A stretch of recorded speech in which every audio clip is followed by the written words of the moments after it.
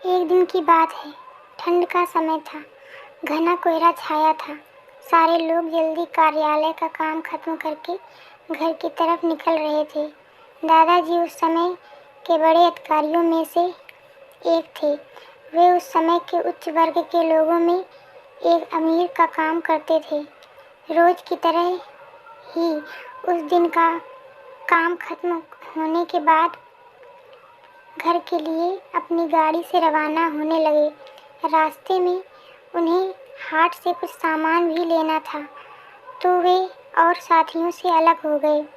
उन्होंने घर की कुछ ज़रूरत के सामान लिए और गाड़ी आगे बढ़ा दी। आगे जाने पर उन्हें कुछ मछली बाजार दिखा और वे मछली खरीदने के लिए रुक गए।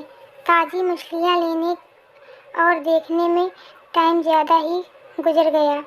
उनकी जब अपनी घड़ी पर नज़र गई तो उन्हें आभास हुआ कि आज तो घर जाने में बहुत देर हो जाएगी और ये सब लेकर घर पहुंचने में काफ़ी समय लग जाएगा। फिर यही सब सोचकर उन्होंने सोचा कि क्यों ना जंगल के रास्ते से निकला जाए तो जल्दी पहुंच जाऊंगा।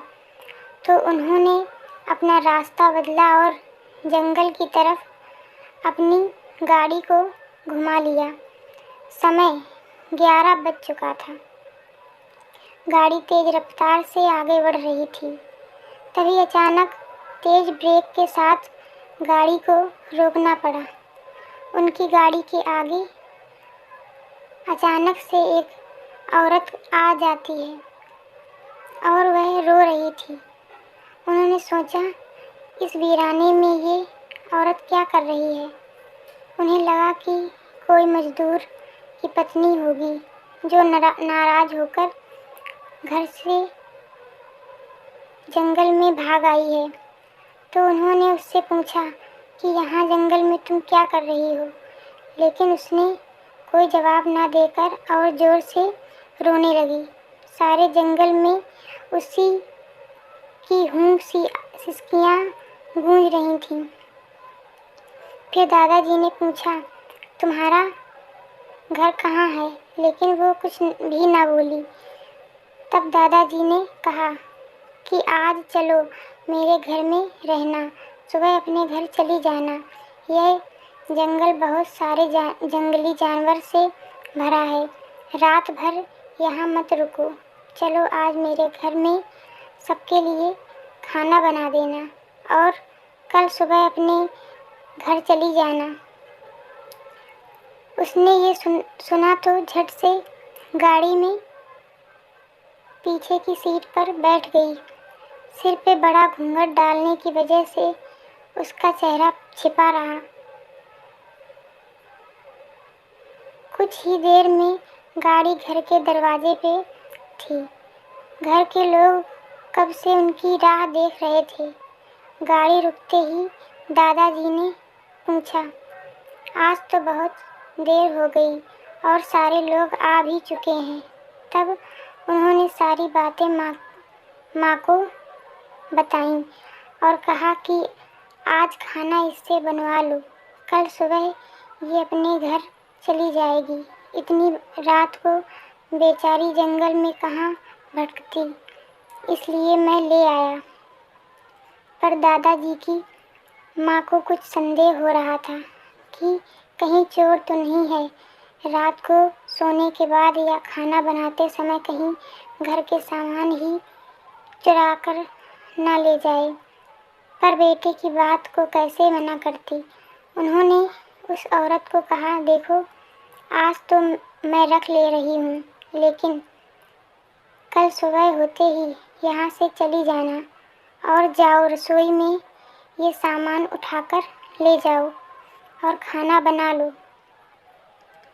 उसने जवाब नहीं दिया, बस उसके मुंह से हूँ की आवाज़ बाहर आई और वो सामान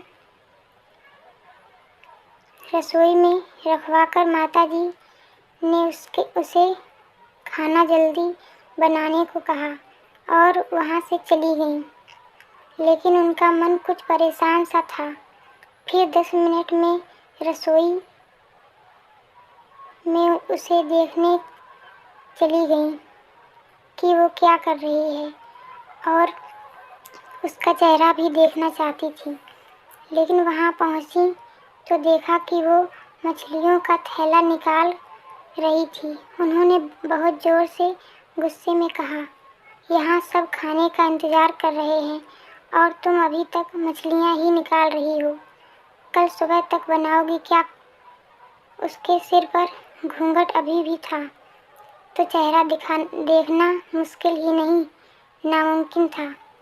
उन्होंने उससे कहा, तुम जल्दी से खाने की तैयारी करो, मैं आग सुलगा देती हूँ, काम जल्दी हो जाएगा। और वे जल्दी से चूल्हा जलाने की तैयारियाँ करने लगीं। लेकिन साथ ही वो उसका चेहरा देखने की कोशिश कर रही थी। लेकिन वो जितना देखने की कोशिश करती वो और पल्लू खींच लेती। अंत में हार कर वे बोली, देखो मैंने आग सुलगा दी है, अब आगे सारा काम कर लो, कुछ ज़रूरत हो तो बुला लेना। लेकिन वो फिर कुछ नहीं बोली। अब उन्हें लगा कि यहाँ से जाना ठीक है, वरना मेरा भी समय खराब होगा और हो सकता है अनजान लोगों से डर रही हो। ये सब सोचकर उन्होंने उसे कहा कि मैं आ रही हूँ।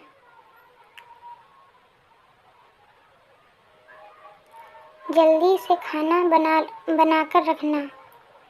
और वहाँ से निकल गई। मन अभी तक परेशान ही था, कभी अपने कमरे कभी बच्चों के, कभी बाहर सबको देख रही थी, कहीं कुछ अनहोनी ना हो जाए। 1 मिनट भी आराम से नहीं बैठ पाई।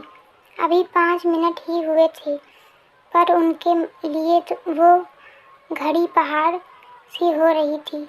समय बीत ही नहीं रहा था। 8 मिनट बड़ी मुश्किल से गुजरे और वे तुरंत ही कुछ सोचकर रसोई की तरफ दौड़ी।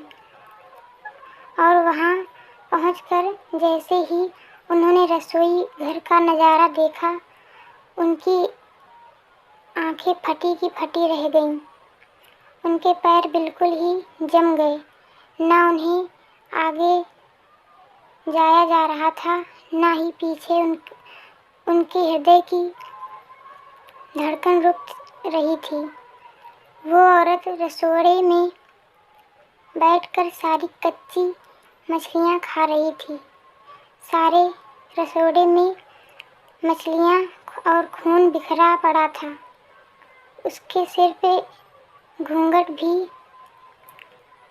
उतरा पड़ा था। इतना भयानक चेहरा आज तक उन्होंने नहीं देखा था। बाल नाखून सब बड़े हुए थे। मछलियाँ खाने में मग्न होने की वजह से उसे कुछ भी ध्यान नहीं था और खुशी से कभी वो आवाज़ें भी निकाल रही थी। सी आवाज़ें गूंज रही थीं। रसोड़ा पिछवाड़े में होने की वजह से लोगों का ध्यान भी उधर नहीं आ रहा था। माँ को भी कुछ नहीं समझ आ रहा था कि चिल्लाने से कहीं घर के लोगों को नुकसान न पहुँचाए। वो चुड़ैल से अपने घर को कैसे बचाए, उन्हें समझ नहीं आ रहा था। बस भगवान का ही नाम उनके दिमाग में आ रहा था।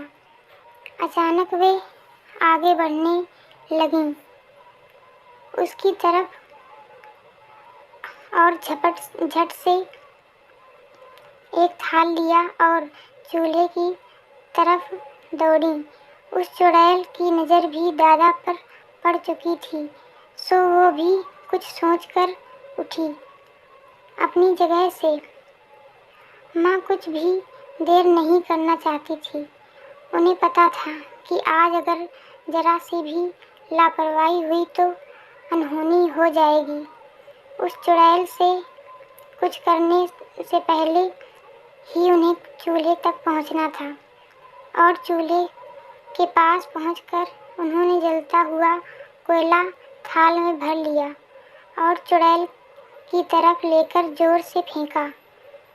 आग की जलन की वजह से वो अजीब सी डरावनी आवाज़ें निकालने लगी। अब तो उसकी आवाज़ें बाहर भी जा रही थीं। सारे लोग बाहर से रसोई की ओर भागे। वो चुड़ैल जोर से हूँ की आवाज़ निकाल रही थी और पूरे रसोड़े में दौड़ रही थी और माता जी को पकड़ना भी चाह रही थी।